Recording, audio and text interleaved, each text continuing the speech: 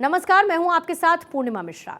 हमारे खास प्रोग्राम क्या कहते हैं नरेंद्र मोदी में आज आपको सुनवाएंगे पीएम मोदी का वो ऐतिहासिक भाषण जो उन्होंने 31 अक्टूबर 2013 को गुजरात के गांधीनगर में दिया। मोदी जी ने अपने भाषण में कहा कि आजादी के इतने सालों के बाद भी हम गुलामी की छाया से निकल नहीं पा रहे और हमें गुलामी की छाया से निकलने के लिए ऐसे काम करने होंगे जिसके कारण हम गर्व के साथ, आत्मसम्मान के साथ दुनिया के सामने खड़े हो सकें। नर्मदा जिला छोटा जिला है। इसके विकास के लिए, इस डैम की सुरक्षा के लिए आने वाले दिनों में ये काम और सरलता से हो, इसके लिए शासन की तरफ से प्रशासनिक व्यवस्थाओं में अनेकविध निर्णय होते रहे हैं, लेकिन इन सबको एक मूल्यांकन करने के बाद सरकार को लगा कि अच्छा होगा इस काम को गति देने के लिए यहां एक छोटे से तालुका का निर्माण हो, और इसलिए गरुड़ेश्वर अलग तालुका बनाने का सरकार ने निर्णय किया है। और अब जब गरुड़ेश्वर एक तालुका बन जाता है तो जिस काम के लिए एक छोटी सी अथॉरिटी बनाने का विचार हुआ था उसकी अब कोई जरूरत रहती नहीं है, और इसलिए इस तहसील के तहत आने वाले दिनों में हम काम करने के लिए आगे बढ़ने वाले हैं। मित्रों, इस काम के लिए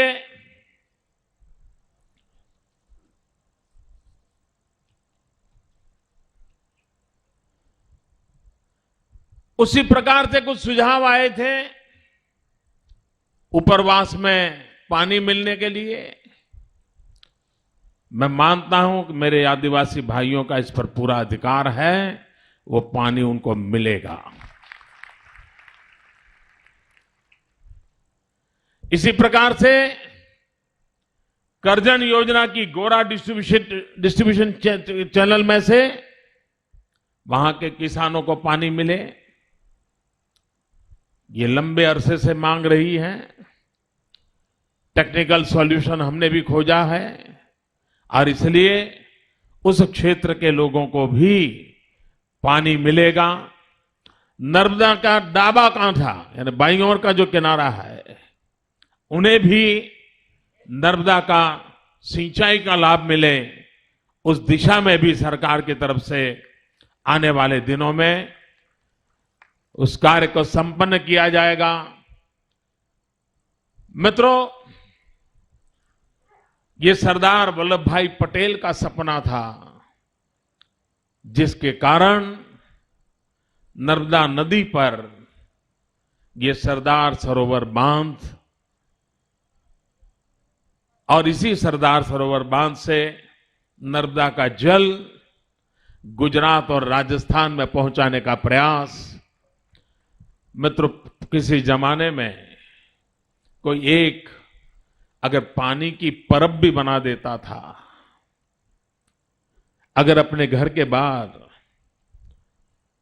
आने वाले जाने वाले लोगों के लिए पानी की मटकी भी रख देता था, तो उसके प्रति समाज सालों तक बड़े गर्व के साथ, आदर के साथ उस परिवार को देखता था।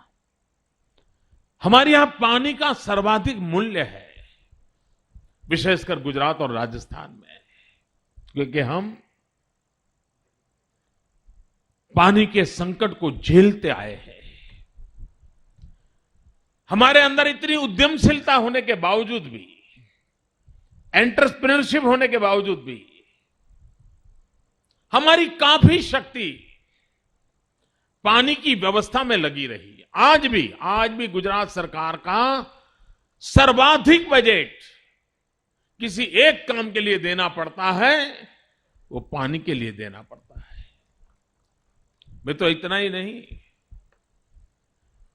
सरदार सरोवर योजना का शिलान्यास पंडित नेहरू जी ने किया था। तब से अब तक कई सरकारें आई, उन सब सरकारों ने सरदार सरोवर योजना के लिए जितना खर्च किया उससे डबल खर्च इसी 10 वर्ष में इस सरकार ने किया। क्यों? क्योंकि हमें हर किसान के पास, हर इलाके में जो योजना बनी है वो पानी पहुंचाना, उसके लिए हम लगे हुए हैं। लेकिन इस सारे काम का सपना सरदार वल्लभ भाई पटेल ने देखा था। ये उन्हीं के सपने पर काम हो रहा है और उन्हीं के सपनों को साकार करने का प्रयास हो रहा है। भाइयों बहनों, अगर हम पानी की इन व्यवस्थाओं को न कर पाते तो आज हम कहां होते? कौन पूछता हमको? हम कच्छ को जानते हैं, जनसंख्या कम होती जा रही थी, नेगेटिव ग्रोथ था, लोग छोड़ के चले जा रहे थे। जब ये विश्वास हो गया कि पानी पहुंच रहा है और पीने का पानी पहुंचाया, तो आज कच्छ के अंदर फिर से एक बार उठ खड़े होकर के दौड़ने की ताकत आ गई है। राजस्थान, मित्रों, वहां कोई भी सरकार हो, भाजपा की हो या कांग्रेस की हो, कार्यकर्ता बीजेपी का हो या कांग्रेस का हो, किसी भी दल का हो, लेकिन राजस्थान के किसी भी व्यक्ति से जब भी मिलते हैं, अरे मोदी जी आपने बहुत अच्छा काम किया, हमको पानी दे दिया, नर्मदा का पानी दे दिया, हर एक के मन में गौरव का भाव होता है। ये काम के मूल में सपना सरदार वल्लभ भाई पटेल का था। भाइयों बहनों, दुर्भाग्य से हमारे मन में अभी भी गुलामी का इतना बोझ है, आजादी के इतने सालों के बाद भी हम गुलामी की छाया से निकल नहीं पाते हैं। और हमने गुलामी की छाया से निकलने के लिए, इस गुलामी के साये को तोड़ करके उठने के लिए कोई ऐसे काम करने होंगे जिसके कारण हम गर्व के साथ, आत्मसम्मान के साथ दुनिया के सामने खड़े हो सकते हैं। आज मैं आपको याद दिलाता हूं, आज से 15-17 साल पहले हिंदुस्तान में जब बजट पेश किया जाता था, वो बजट शाम को 5 बजे पार्लियामेंट में रखा जाता था। हिंदुस्तान आजाद होने के 50 साल के बाद भी हमारे देश में बजट पार्लियामेंट में शाम को 5 बजे रखा जाता था। किसी ने सोचा ये क्यों ऐसा था? ये शाम को 5 बजे इसलिए रखा जाता था क्योंकि अंग्रेजों के जमाने से वो परंपरा थी, और जब हमारे यहां 5 बजते थे उस समय उनके यहां 11, साढ़े 11 बजे का समय होता था और उनकी पार्लियामेंट चालू होने का समय होता था, उसको जोड़ करके 5 बजे रखा गया था। ये गुलामी की मानसिकता 50 साल तक चली। वाजपेयी जी जब प्रधानमंत्री बने तब पहली बार ये 5 बजे की परंपरा तोड़ी गई और सुबह 11 बजे बजट रखने की परंपरा शुरू हुई।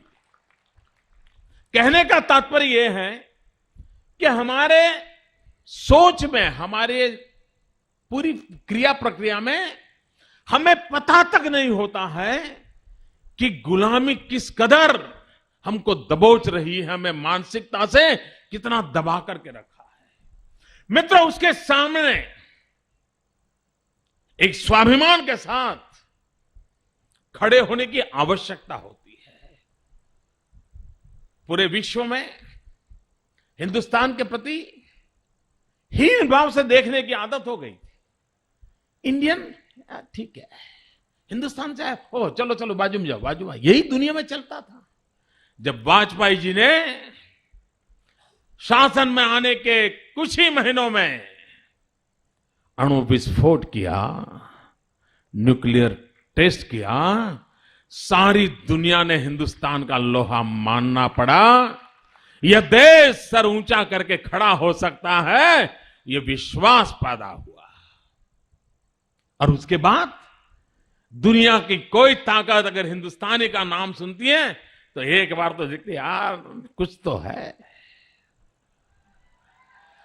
मित्रों, दुनिया के अंदर हमारे देश का कोई नागरिक क्यों ना हो, हमारे देश की कोई परंपरा क्यों ना हो, आज के युग में समय की मांग है। हिंदुस्तान आजाद होने के बाद भी दुनिया के देशों को गौरव के साथ अगर विश्व में देखा जाता हो, हमारे हिंदुस्तान को क्यों न देखा जाए। और इसलिए भाइयों बहनों, किसी जमाने में चाइना को कौन देखता था, लेकिन चाइना ने एक सांघाई बना दिया, दुनिया के सामने सांघाई की ताकत प्रस्तुत कर दी, सारी दुनिया को सांघाई दिखाने के ले आए। लोगों की चाइना की तरफ सोचने की आदतें बदल गई। वो पुराना चाइना नए रंग रूप के साथ सजा है, वो सांघाई के आसपास एक नया इतिहास खड़ा होने लग गया। जापान ने जब पहली बार बड़ी स्पीड की बुलेट ट्रेन बनाई तो दुनिया का ध्यान गया, अरे भाई कुछ तो है। अमेरिका को भी चांद पर जाने का सपना जगा और उसने अरबों खरबों रुपया खर्च किए, डॉलर खर्च किए, दुनिया के सामने अपना लोहा मनवाया।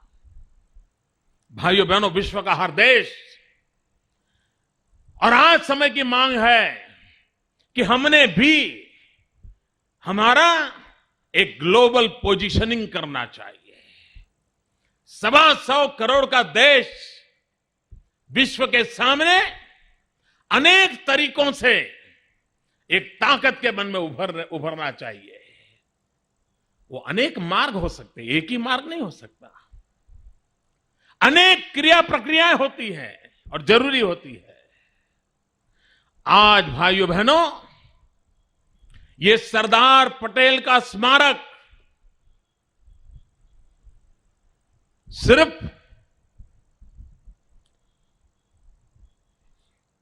सरदार सरोवर डैम बना, सरदार साहब का सपना पूरा हुआ, वो हमारे गुजरात के थे, इतने सीमित हेतु के लिए नहीं है। मित्रों, सपना बहुत बड़ा है। इस भव्य इमारत, ये भव्य स्मारक, उसकी ऊंचाई के कारण दुनिया को हिंदुस्तान की शख्सियत की ओर देखने के लिए मजबूर करेगी। और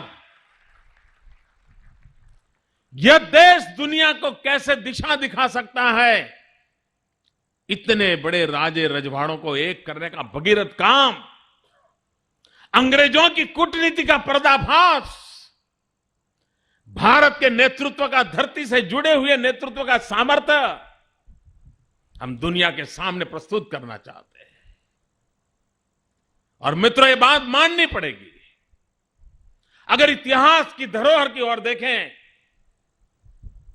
तो चाणक्य के बाद इस देश को एक बनाने का प्रयास अगर किसी महापुरुष ने किया तो उस महापुरुष का नाम है सरदार वल्लभ भाई पटेल।